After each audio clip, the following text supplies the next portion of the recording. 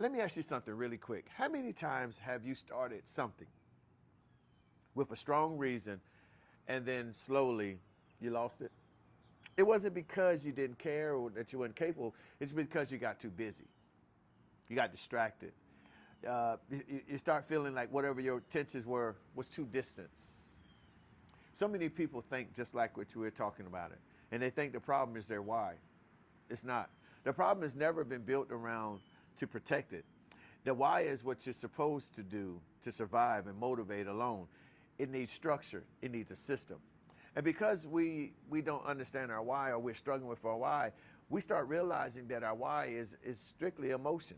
It'll fade when the emotion changes. So the real question is this. What are you doing on a daily to keep your why in front of you? Yeah, what are you doing on a daily to keep your why in front of you? Is it in your head? Is it a routine? Let me give you some simple ideas that can help you. We need to learn how to fortify our why. And we can do that in 3 ways. The first thing is to remember the system, right? Remember a system, something that you see or hear every day and you reconnect to it. Not once a week, daily. Because this is what makes sense. This is what helps you to slowly not to forget your reason for your why. The second thing is deciding on the decision, a system. Yep, we need a system. You need a way to filter out your choices, especially those things that don't align with your why or pull you away as in a distraction. If you don't have a filter, then you're going to drift and even further and further away from your why. The third thing is have an action system, a small thing that you do every day that proves your why it still matters. Not big moves, but consistent moves. Not big moves, but consistent moves. See, I think the problem that we're having is that we really don't understand the power of our why until we lose our why. We're trying to grow, but we can't grow if we keep on fading out on our reason, fading out from our why, because we feel that we're too busy or we became too busy, and it's just driven, our why is driven solely on our emotions. How many people can say that we are emotion-driven creatures, and with that, it's how we feel, how we act, and that would determine how well we do with creating our goals and objectives and making it happen. Now, I don't want you to lose your why, and most of us don't lose our whys overnight. It's a gradually slow build that eliminates that. Think about this. You know that your why now is that you're working hard to create a better life. But soon as you get in a job and it becomes a little mundane and things are not moving in the way that you want to go, and you don't see that boost or that commitment that you had to the job earlier because of whatever reasons, then you stop putting your full effort into that.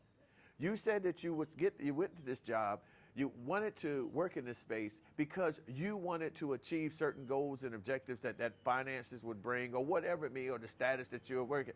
But as soon as you start seeing other things that would distract you or pull you away from that, then your momentum shifts, your emotion kicks in, and then guess what? Slowly but surely you lose your why.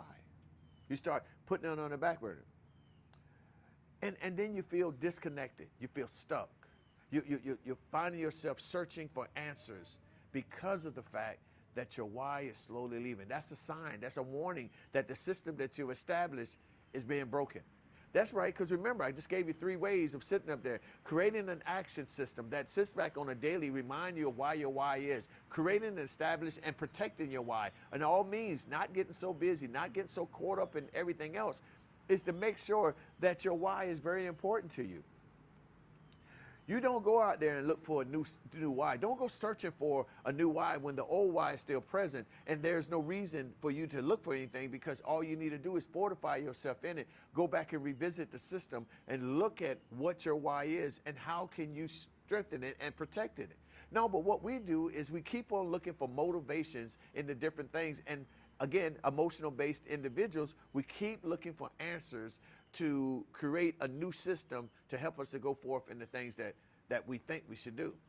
And therefore, killing off our old why and trying to introduce a new why. And all that does is bring confusion, because you keep on this shifting, and you get out of alignment, off balance, and then guess what? There is no why. You're just in survival mode. You're just there. You're just present. You're just. So we want to talk about building a system that keeps you current keep your current why alive. Now, this is what we do here. Just think about it. We need to stop trying to focus on creating new systems, new ideas, new concepts, and just work on what got us here. What is our motivation? What is our encouragement? What is our strength? What is our pillars? What is the things that we're looking at? We need to figure out right now how we go about strengthening that why. What are you going to do? Let's back up then. Do you know what your why is? Yes, I do know what it is. How far off the track are you from your why? Well, I don't know what it is, Coach. What do you mean? How do I measure that? Look at what your why is and look at all the things that you're doing that is hindering you to be motivated, be encouraged, be strengthened, and protect your why. And that's the reasons, that's the situations that we need to face. That's the things that we need to work on. Because if my why is to be successful and my normal life of taking care of the kids and other things in my life, it's taking more of me staying focused on what I am trying to achieve and try to go. I need to see where that balance is. There might not be in this situation, my reason for my why still exists, but my demands for my life may be trumping my why. It doesn't mean that my why is burnt out. It's just that right now I have to categorize things and I have to prioritize things, because right now when I'm comparing my why to my family, it should be co-linking together, but it's a possibility they could be standing alone. And that does happen, but it doesn't mean my why is dead. It just means that I have to sit back and refortify my why by saying, okay, my kids and my family have a demand, but I'm doing this job so that I can make sure that I have means for them to have a better life. Okay, that's my why. Now, my why is not on my kids. My why is getting enough funding or whatever I want to do to make sure that those, the recipients of my why, will be able to benefit from this. So my drive now shifts from just saying, hey, I'm going to work. My drive is saying, not only am I going to work, I want to make sure I secure my job. I want to make sure that I put myself in places for growth and better opportunities, or, excuse me, or look at means that I can advance myself so that I can possibly have more to give to my kids and my family. So even though my emotions are all over the place when it comes to the situation dealing with my kids and whatever that comes with that life, that side of my life, I still need to pull away long enough to say, don't get too busy on focusing on your goals and objectives, because these goals and objectives is going to have a positive impact on my kids for the future or whatever that is.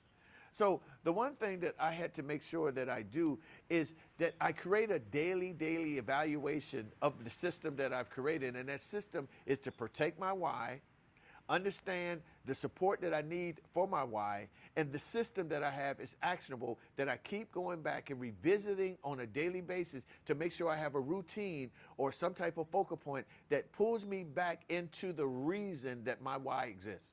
I hope I made sense of that. I hope that you gather what I'm going with. And if you have some comments or it's not clear to you, would like to know more, put in some comments down there. Let's talk about it. Let me share what I'm saying and how maybe I can reiterate it in a way that brings more clarity to you. Because at the end of the day, if you don't understand your why or you don't have a why, you're going to just be rolling down an emotional roller coaster where you find yourself going backwards and forwards and keep on making different whys or different reasons why you need to be connected or in some type of engagement or encouragement atmosphere to help you to establish why you're doing what you're doing. And if you're not careful, you'll get into what I call the survival mode.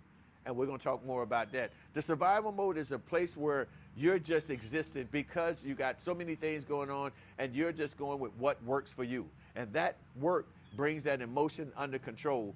At least that's what you think is happening. But if I can teach you more about the survival mode and how to come out of it, which I will, if you click on the next video, you'll see more. But if you haven't already, go ahead and subscribe. Hit that bell. Give me a thumbs up. Like, please, put some comments down there. I'm telling you, help me by subscribing so that we can impact more people, that they can get down here and help everybody to come together and learn of some of these things that we're sharing. If it benefits you, share it with another. Again, we're going to talk about survival now. We want to get out of that survival mode. Talk to you soon.